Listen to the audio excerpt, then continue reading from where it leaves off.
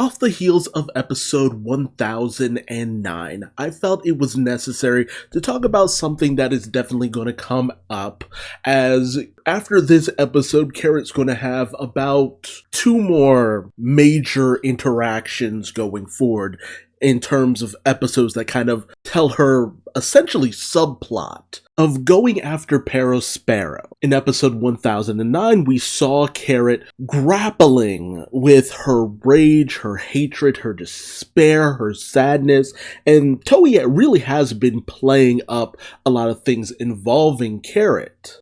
In fact, it's honestly been a bit of a divisive point for a lot of One Piece fans. You have the Carrot fans who felt like Carrot got just the right amount of shine in regards to this whole situation.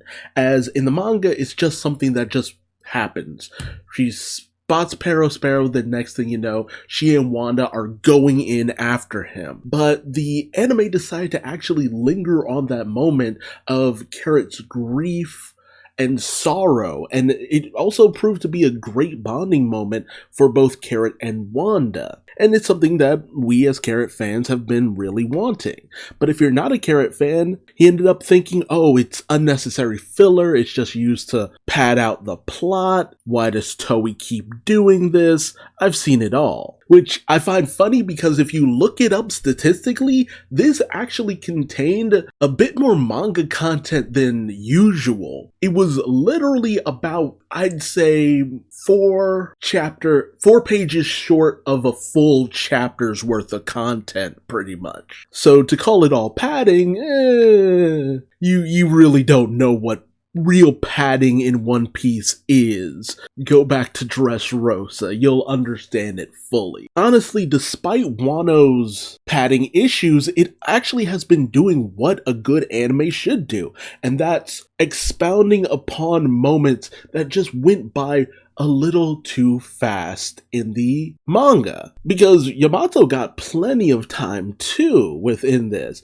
and some of the stuff going on with Yamato, Momonosuke, Shinobu, Sasaki, that was given a little bit more breathing room as well. So I say if you're going to give padding, this is the point to give it, and just put your all when the fights actually happen. Now, going forward, what I hope to see is a little bit more added on to the actual fight of Carrot and Wanda versus Perospero, because, as you should know, Carrot ultimately ends up defeated as well as Wanda. But it's not just that. She's kind of ridiculed, her specifically by Perospero, for seeking revenge for the death of Pedro. But I feel too many people, especially Carrot haters, felt this as, oh, this is Oda saying that Carrot will never be significant, Carrot will never be prominent. And to that, I say, of course, you're wrong. You're damn wrong. Toei has been putting the utmost shine on Carrot's character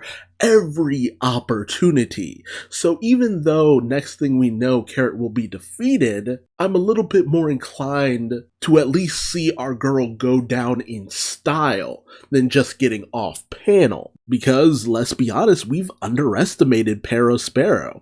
The anime has gone out of its way to say that Perospero, if he was just a little bit more tougher and better in terms of hockey, he would have been a sweet commander, but he's just not quite over that hill. But he's not someone you should count out. He's actually fairly tough. And Carrot and Wanda get cheated because the clouds cover up the moon, and they're not able to maintain too long because of that. Same thing happens with Nekomamushi, and nobody comes out of the Perospero versus Nekomamushi fight thinking, oh man, Nekomamushi, not as strong as I thought he was. But the point I'm trying to get at is that Carrot's loss was something necessary to her character, because otherwise it would make absolutely no sense to have Carrot dwelling on Perospero as much as she has been, feeling as though she needed to get revenge for the death of Pedro when, let's be honest, Perospero has it right.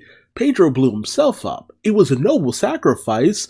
Chopper and maybe Brook were gonna suffocate because of Perospero, as well as the Sunny was never going to be able to free itself from Perospero's candy. So it was necessary in order to be able to get the Straw Hats out to sea. But what a lot of people aren't seeing is that Carrot's eventual defeat was all about her growth as a character. Because while it would be so easy to have Perospero just defeat her and move on, him mocking her and saying that, oh, if you don't want to lose anyone, maybe you should go back to your island and nibble grass. It's just like, he's essentially teaching her the struggles of being out at sea. That yes, you might end up losing people, and yes, you might have to just move on, to not dwell on what you've lost, but just appreciate what you had. And I feel like even the anime tried to drive it home, that Carrot is just filled with regret because she felt like she had so much more to learn from Pedro. And I feel like that is a very key thing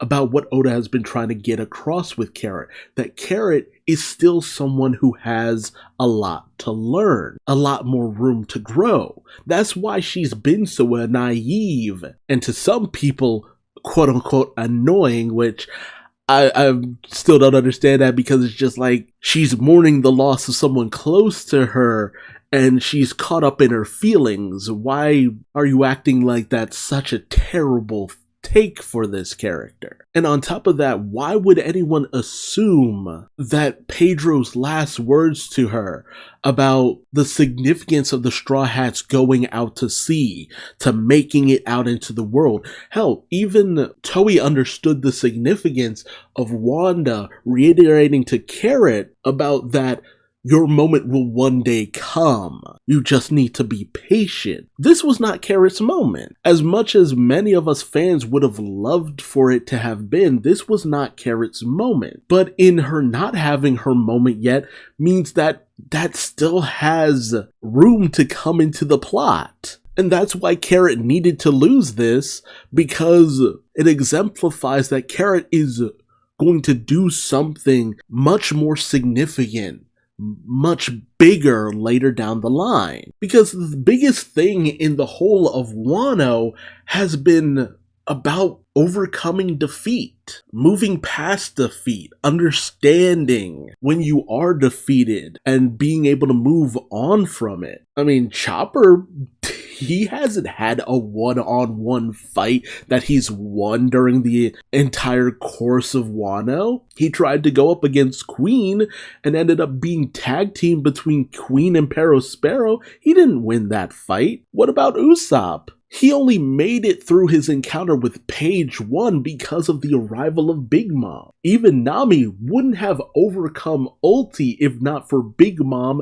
as well as the assistance from Zeus. Despite Zoro's best efforts, he wasn't able to take down Kaido or Big Mom. At most, he managed to deliver a very impactful wound to Kaido, but I mean, in the grand scheme of things, it's Luffy who's putting in the work against Kaido, and even Luffy has lost against Kaido not once, not twice, but 3 times. Luffy has been knocked cold out by Kaido during the course of Wano. And even to say that every Straw Hat has had a one-on-one fight where they've managed to overcome their opponent to prove that they should be a part of the Straw Hat crew, that is ignorance of the highest order. Nami didn't have a one-on-one fight before she joined up with Luffy and Zoro. Usopp's biggest moment during the whole Syrup Village incident with Captain Kuro was sniping Django. That wasn't a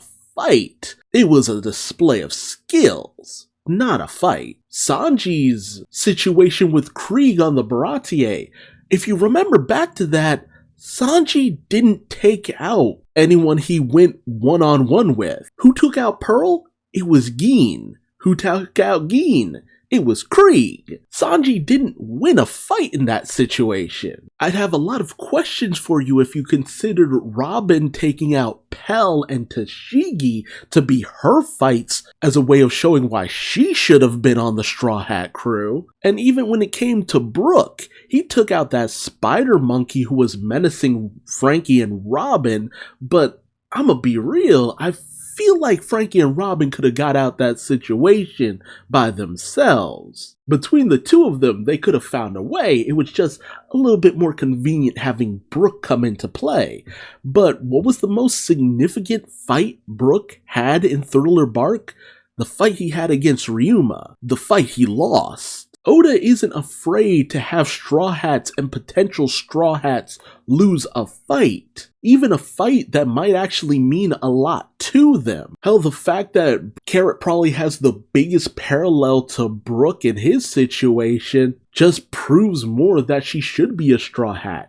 Because Brooke taking down Ryuma, that should have been his fight. It was his shadow, but he did not have the power to overcome that situation. And the same goes for Carrot. She did not have the power and ability to overcome the situation with Perospero. And a lot of that came down to luck in the end. But the thing Oda has been trying to get across is that that's not something to be looked down upon. It's just that Carrot needs time. Specifically, time with the Straw Hats. Because that's the best potential for growth she could ever have. Perospero was a distraction to Carrot's story. Because Carrot's future isn't one that should be spent dwelling on the past. Dwelling on revenge. Payback is one thing, but revenge? Hell, even Big Mom advised against that course of action. So I say again, Carrot defeating Perospero, that would have been her moment. And that would have been it.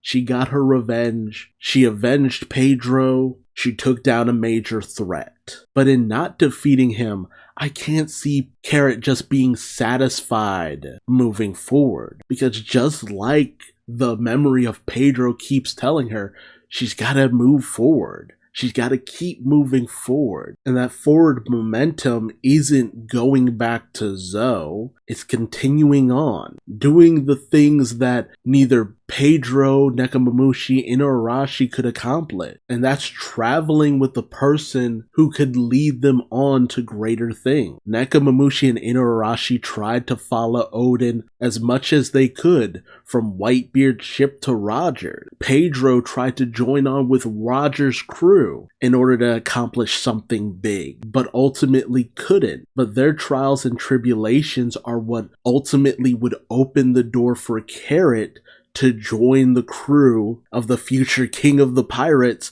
and shake the world in ways that had never been seen or done before. Carrot will only continue to grow from here. And with Perospero no longer a shadow looming over her past, she can move forward to the future. But hey, don't just take it from me. Let me know your thoughts in the comment section below. And if you like this video, feel free to give it a like and subscribe. But hey, remember, promote all this good Carrot content with the hashtags cults of Carrot, Carrot cult, Carrot for Straw Hat, Carrot for Nakama, all that good stuff. Continue to spread the word of our glorious little Straw Hat lady. And remember to give a follow on Twitter to Carrot for Nakama, one of the best sources for all things Carrot, who gives the most brilliant arguments and analyses on why Carrot's place on the crew just makes sense. I hope you'll join me for my next video, and until then, I will see you fellow Carrot lovers later. Bye-bye.